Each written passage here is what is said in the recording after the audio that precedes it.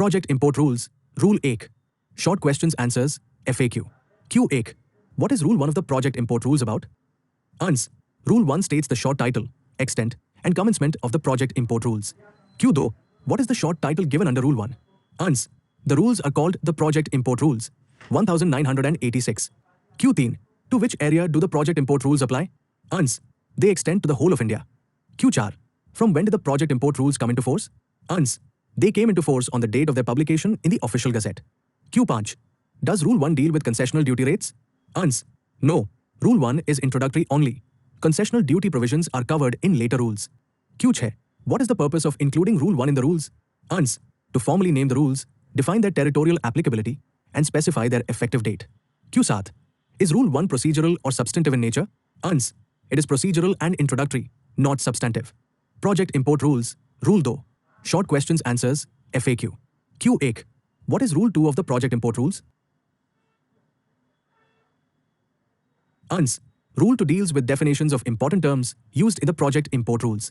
Q2. Why is Rule 2 important? Ans. Because it explains the meaning of key terms, which helps in correct interpretation and application of the rules. Q3. What does the term Act mean under Rule 2? Ans. Act means the Customs Act, 1962. Q4. What is meant by project under Rule 2? Ans. Project refers to an industrial plant, irrigation project, power project, mining project, or other notified projects eligible for project import. Q5. Who is an importer as per Rule 2? Ans. An importer means a person who imports goods for a project and is registered under the project import rules. Q6. What does goods include under Rule 2? Ans. Goods include machinery, equipment, instruments, components, control gear, and auxiliary equipment required for the project. Q7. Does Rule 2 define concessional duty? Ans. No. Rule 2 only defines terms. Concessional duty is provided under other rules and tariff headings. Q8. Is Rule 2 applicable only after registration of the project? Ans. The definitions apply throughout the project import rules, including before and after registration. Project import rules. Rule 3. Short questions answers. FAQ. Q1. What is Rule 3 of the project import rules? Ans. Rule 3 deals with registration of contracts for availing project import benefits. Q2. Why is registration of contract necessary under Rule 3? Ans. Registration is mandatory to claim concessional assessment under project import. Q3. Where should the contract be registered? Ans. The contract must be registered with the proper officer of customs at the port of import. Q4. When should the contract be registered? Ans. The contract should be registered before the first import under the project. Q5. Can imports be assessed as project imports without registration? Ans. No. Without registration of the contract, goods cannot be assessed under project import. Q6. What documents are generally required for registration? Ans. Copy of the import contract, project details, importer details, and other documents as required by customs. Q7. Can multiple contracts be registered for one project? Ans. Yes. Multiple contracts relating to the same project may be registered separately. Q8. Is registration under Rule 3 a one-time requirement? Ans. Registration is required for each contract, but once registered, it covers all imports under that contract. Project import rules. Rule 4. Short questions answers. FAQ. Q1. What is Rule 4 of the project import rules about? Ans. Rule 4 deals with the effect of registration of a contract under project import. Q2. What happens after a contract is registered under Rule 3? Ans. After registration, all goods imported under that contract are assessed together as project import. Q3. Does Rule 4 allow assessment of goods under a single tariff heading? Ans. Yes. Registered project imports are assessed under a common project import tariff heading instead of separate headings. Q4. Can goods be imported in multiple consignments under Rule 4? Ans. Yes. Goods may be imported in one or more consignments and still get project import benefit. Q5. Does Rule 4 apply to imports made over a long period? Ans. Yes. Even if imports take place over time, they are treated as one project import, provided the contract is registered. Q6. Is Rule 4 applicable only to machinery? Ans. No. It applies to all eligible goods covered under the registered project contract. Can customs deny project import benefit after registration? Ans. Yes. If conditions of the rules are violated or goods are not related to the registered project. Q8. What is the main objective of Rule 4? Ans. To ensure uniform assessment and simplified customs clearance for large projects. Project import rules. Rule 5. Short questions answers. FAQ. Q1.